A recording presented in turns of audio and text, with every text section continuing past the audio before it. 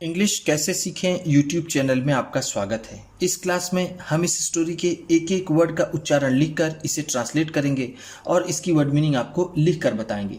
लिखने से वो वर्ड मीनिंग आपके दिमाग में ज़्यादा समय तक रहेगी और साथ में हम आपको ग्रामर से जुड़ी, टेंस से जुड़ी छोटी छोटी बातें भी बताएंगे, जिससे आपको इंग्लिश लिखना, पढ़ना, बोलना और समझना और अच्छे से आने लगेगा। इस क्लास में मैं शब्दों के उच्चारण को भी लिख दूंगा, जिससे आप आसानी से इंग्लिश पढ़ सकें और आपका उच्चारण और अच्छा हो, और साथ में इसकी वर्ड मीनिंग भी लिखता हुआ चलूंगा, जिससे आपको पूरी स्टोरी अच्छे से समझ में आए और आपकी वोकैबुलरी, आपकी वर्ड मीनिंग और अच्छी हो। इसी के साथ आप कर दीजिए इस वीडियो को लाइक और मैं करता हूं शुरू। इंग्लिश रीडिंग, क्योंकि ये वीडियो ट्रांसलेशन के साथ साथ रीडिंग की भी है। Sunday is a holiday. Sunday is, रविवार होता है। संडे का मतलब क्या है? रविवार। इज का मतलब यहां पर होगा होता है, होता है। अ हॉलीडे, एक छुट्टी का दिन। आ का मतलब है एक, हॉलीडे का मतलब छुट्टी का दिन, छुट्टी का दिन। रविवार एक छुट्टी का दिन होता है। सोहन एंड स्वीटी। सोहन एंड स्वीटी। सोहन और स्वीटी, एंड का मतलब है और, ये सोहन और स्वीटी नाम है। Are going to visit. Are going, जा रहे हैं। आर का मतलब है हैं, गोइंग का मतलब जा रहे।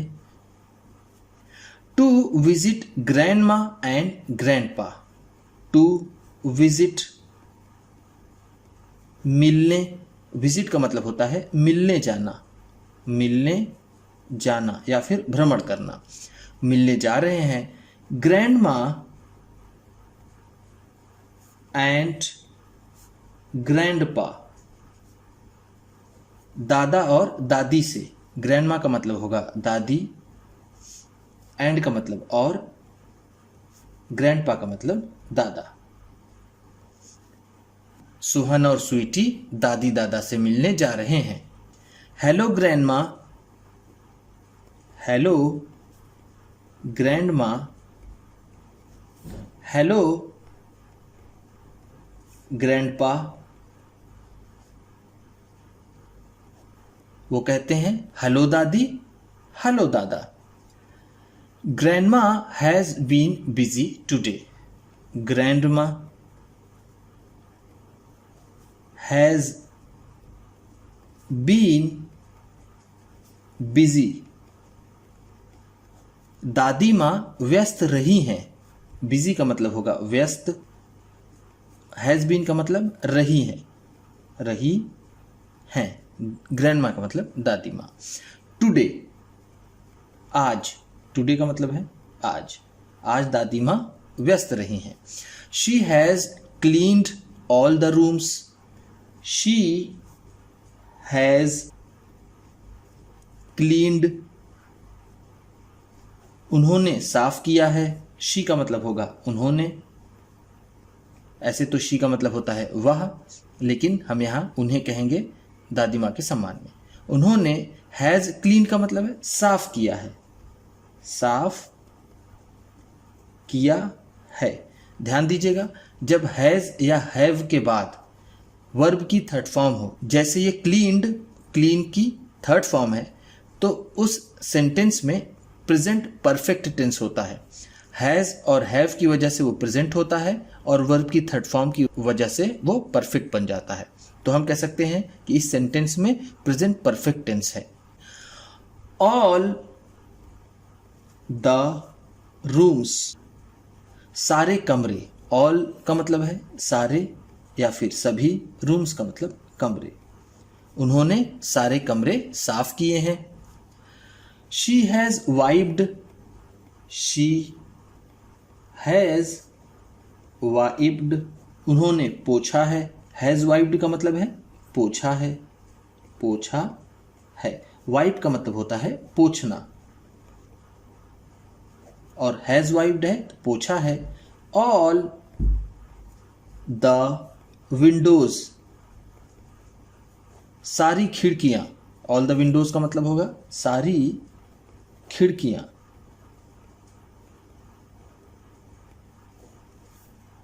Are you tired grandma, are you tired, क्या आप थक गई हैं?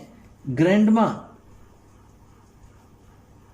दादी माँ, दादी माँ क्या आप थक गई हैं? आर का मतलब है हैं। जब सवाल पूछते हैं तो जो उसकी सहायक क्रिया होती है, ऑक्सिलरी वर्ब जिसे हम कहते हैं, उसे हम पहले लिखते हैं। तो आर यू टायर्ड, क्या आप थक गई हैं? अगर ये हो यू आर टायर्ड, इसका मतलब होगा तुम थक गए हो। टायर्ड का मतलब होगा थका हुआ, थका हुआ। Let's give grandma a rest today, let's give, चलो दें। लेट्स गिव का मतलब होगा चलो दें। ग्रैंड माँ, दादी माँ को आ रेस्ट, आराम, टुडे, आज। चलो आज दादी माँ को आराम दे। रेस्ट का मतलब होता है आराम, गिव का मतलब देना। Just sit and have a rest, just sit, बस बैठ जाइए। जस्ट का मतलब यहां पर होगा बस, जिसे हम सिर्फ कहते हैं, सिर्फ बैठ जाइए। सिट का मतलब होता है बैठना, तो जस्ट सिट है तो बैठ जाइए। एंड और हैव अ रेस्ट, और आराम कीजिए। हैव अ रेस्ट का मतलब होगा टेक अ रेस्ट। मैं आपको हमेशा बता देता हूं जब इस तरह का वर्ड आता है, हैव का मतलब टेक भी होता है। आराम कीजिए, इसका मतलब होगा आराम कीजिए, आराम कीजिए। Come on Sohan, come on Sweety, come on Sohan, आओ सोहन आओ। कम ऑन का मतलब क्या होगा? आओ सोहन आओ, आओ सोहन आओ। कम ऑन स्वीटी, आओ स्वीटी आओ। Grandpa Sohan, grandpa Sohan.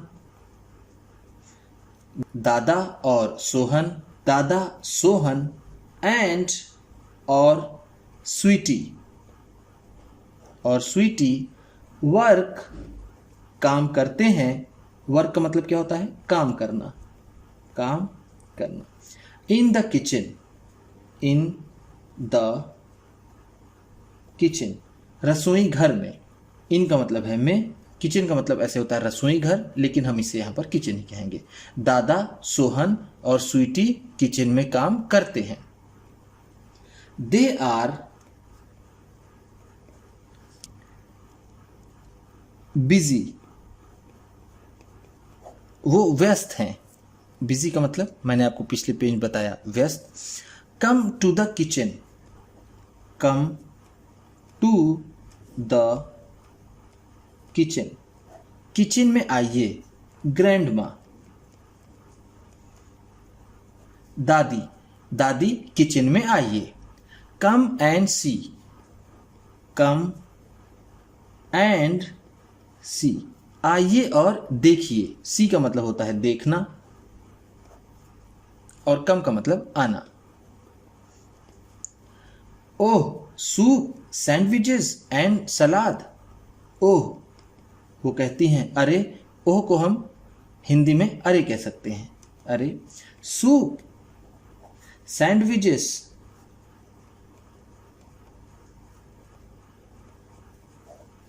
And सलाद। ऐसे इसे इंग्लिश में इसे सैलड बोलेंगे, इंग्लिश में इसे सैलड बोलेंगे, हिंदी में बोलेंगे सलाद। ओह सूप, सैंडविचेस और सलाद। सैलड का मतलब होगा सलाद। What a treat. What a treat. कितना अच्छा खाना है. ट्रीट का मतलब यहां पर होगा खाना या फिर भोज जिसे हम कहते हैं. Grandma, do you like banana delight? Grandma, दादी माँ, do you like, क्या आपको पसंद है. लाइक का मतलब होता है पसंद होना या फिर करना. क्या आपको पसंद है. Banana delight. बनाना डिलाइट एक तरह का स्वीट डिश होता है. तो पूछती है कि दादी माँ क्या आपको बनाना डिलाइट पसंद है. ओह, आई लव इट. अरे ये मुझे पसंद है. लव को यहां पर हम कह सकते हैं लाइक. ये मुझे पसंद है. एंड नाउ और अब. नाउ का मतलब है अब. There is a surprise for you. There's a surprise. एक उपहार है. फॉर यू, आपके लिए. ये देयर इसका शॉर्ट फॉर्म है. सरप्राइज का मतलब होता है प्रेजेंट का मतलब होगा गिफ्ट का मतलब होगा उपहार. एक उपहार है. फॉर यू, आपके लिए.